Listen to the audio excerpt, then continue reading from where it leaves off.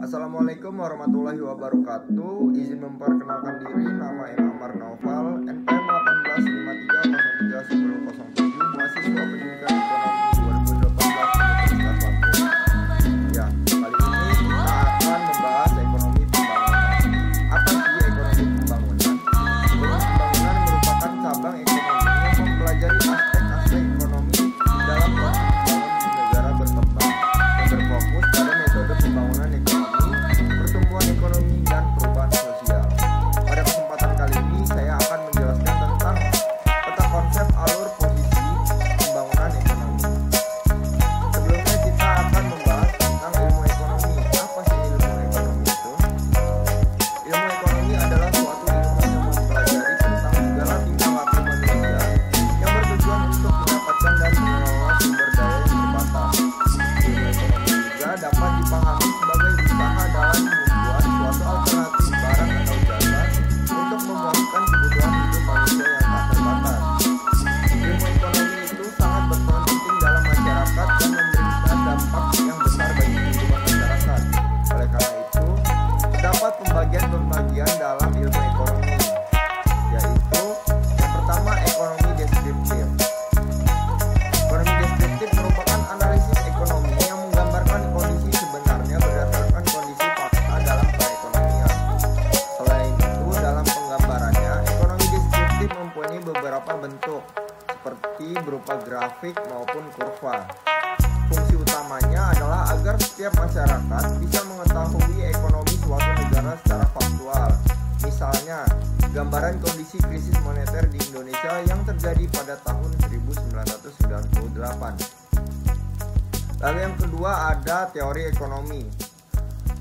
Teori ekonomi adalah ekonomi yang berusaha menjelaskan, mencari pengertian, hubungan sebab akibat, dan cara kerja sistem ekonomi. Nah, dalam ekonomi teori dibagi lagi nih menjadi dua macam, yaitu ilmu ekonomi mikro dan ilmu ekonomi makro. Apa sih ekonomi mikro? Ekonomi mikro sebagai suatu ilmu yang mempelajari perilaku produsen dan konsumen. Ekonomi mikro sangat berperan dalam memprediksi hingga merancang strategi suatu perusahaan ke depannya. Ekonomi mikro akan mempermudah suatu perusahaan dalam memahami perilaku, kemauan, dan kebutuhan konsumen. Ruang lingkup ekonomi mikro sendiri mempelajari seputar hal-hal yang melingkupi perilaku konsumen dan pasar di sektor individu atau perusahaan.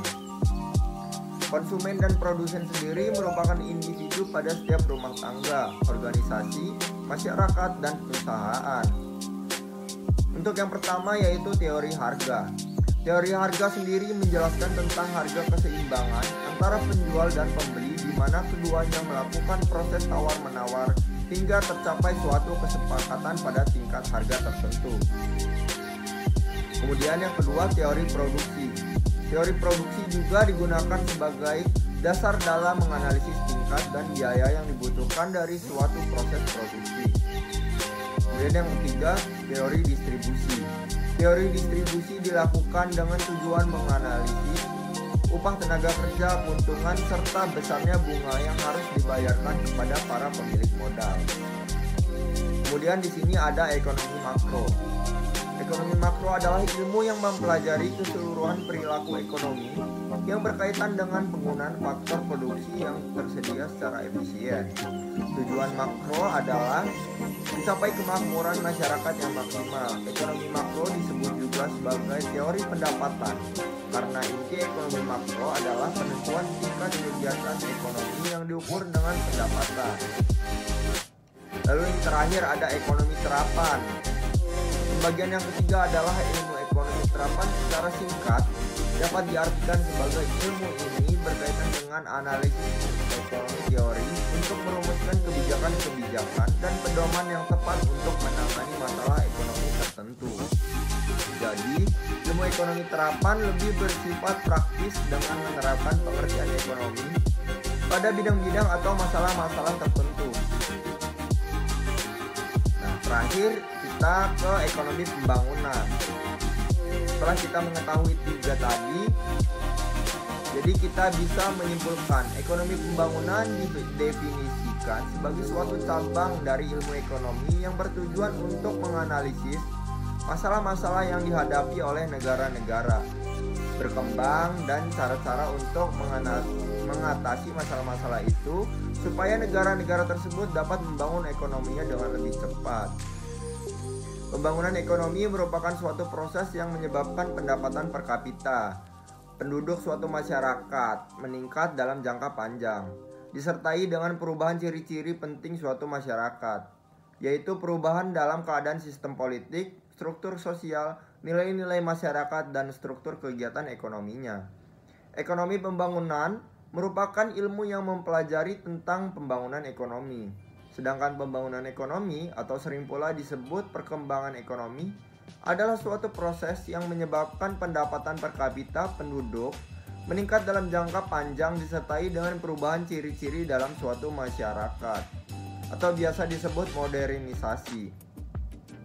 Sebagai suatu usaha pembangunan merupakan tindakan aktif yang harus dilakukan oleh suatu negara dalam rangka meningkatkan pendapatan per kapita. Dengan demikian, sangat dibutuhkan peran serta masyarakat, pemerintah, dan semua elemen yang terdapat dalam suatu negara untuk berpartisipasi aktif dalam proses pembangunan. Hal ini dilakukan karena kenaikan pendapatan per kapita mencerminkan perbaikan dalam kesejahteraan masyarakat. Masalah-masalah pembangunan ekonomi pada saat ini, terutama di Indonesia atau di negara-negara berkembang, yaitu yang pertama yang pasti kemiskinan, lalu yang kedua pengangguran, ketimpangan dalam distribusi pendapatan, kemudian tingginya angka pertumbuhan penduduk. Ya, baiklah, sekian yang dapat saya sampaikan, kurang lebihnya mohon maaf.